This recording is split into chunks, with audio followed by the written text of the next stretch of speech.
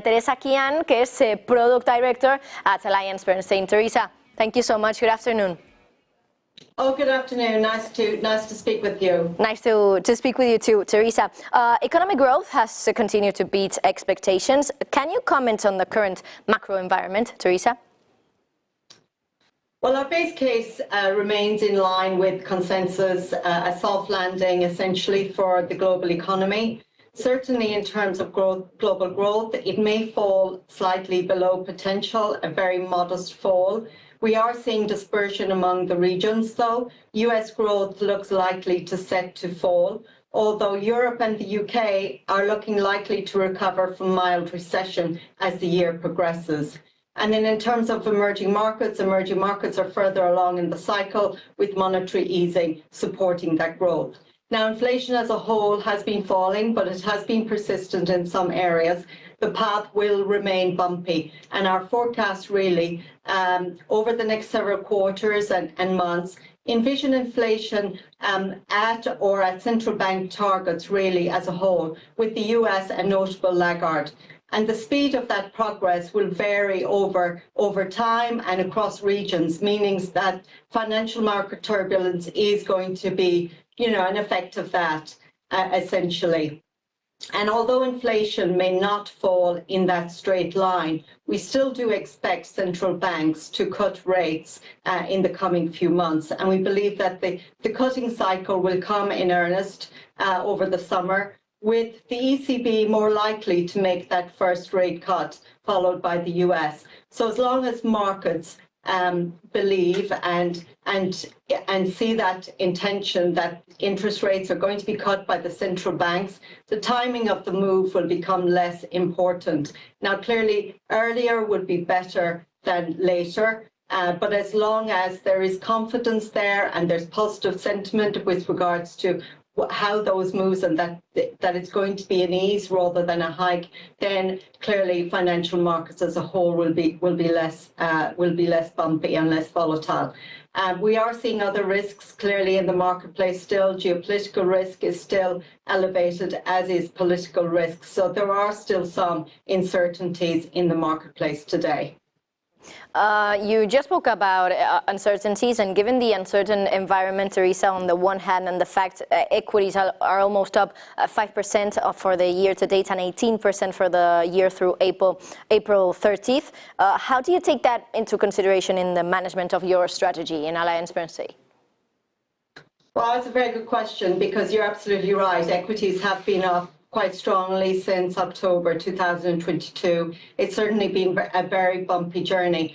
And in a way, that's exactly the conundrum that we are seeking to deliver on. We're seeking to build that resilient portfolio for investors that mitigates risk, but also in an environment like this, and in particular since October 22, to participate in that equity rising market. And overall, we have that dual objective of participation, 90% equity upside, as well as downside, just 70% of that downside. Now, it's not easy to do that. The team have been doing this for over 10 years. And in particular, they believe that the key is for active manager and an active manager such as ourselves, company fundamentals are really important. So we're continuing to look for quality, stable companies at the right price. So we're looking for those high quality companies with high return on invested capital. We're looking for consistent cash flows. For stability, we're looking in particular for companies with recurring revenue streams. These are really important for tempering losses. And clearly price will always be important. We're avoiding that crowded trade, because clearly they end up disappointing and leading to market drawdown over the long term. Now, the past is the past. There have been fewer downside events when we look at past data.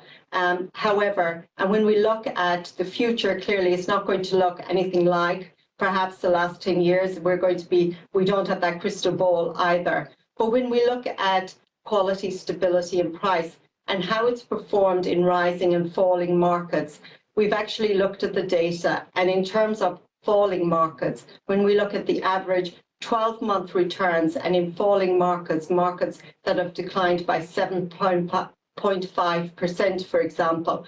Our quality stability price stocks have delivered a solid 2% absolute return.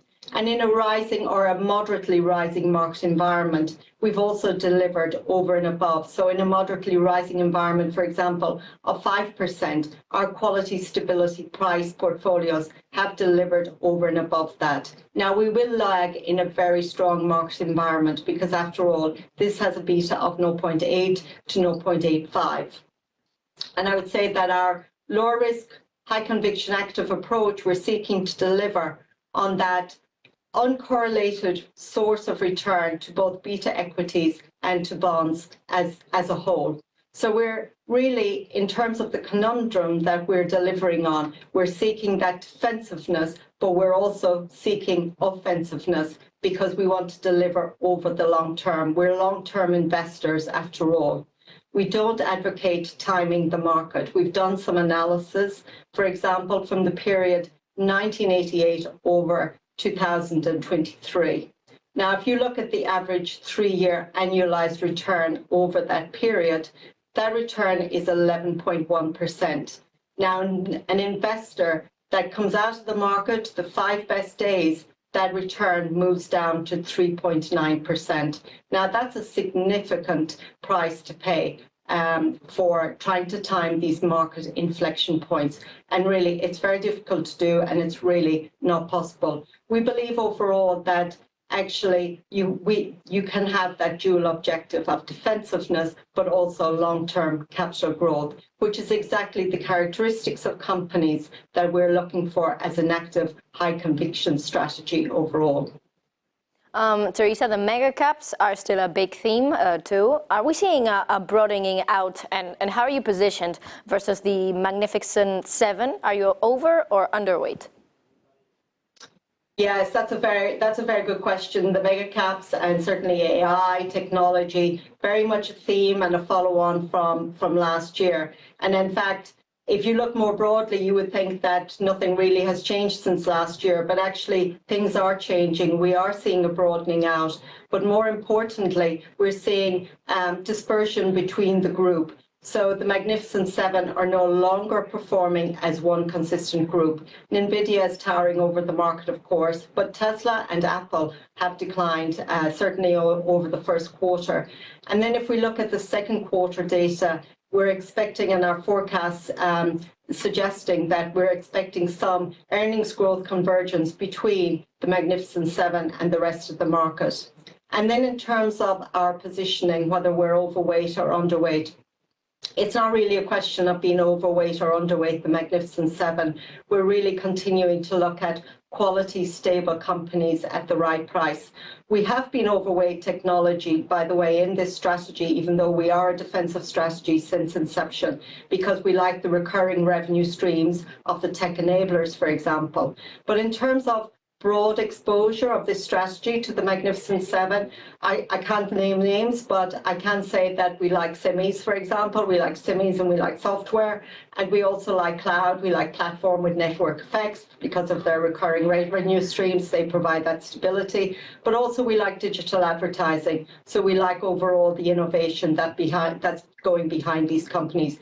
This is quite different to, we'll say, previous tech periods, because these companies are high quality, they are mostly profitable, and at the same time we are taking into consideration valuation, because that's really very much part of our process. So I would say overall you're absolutely right.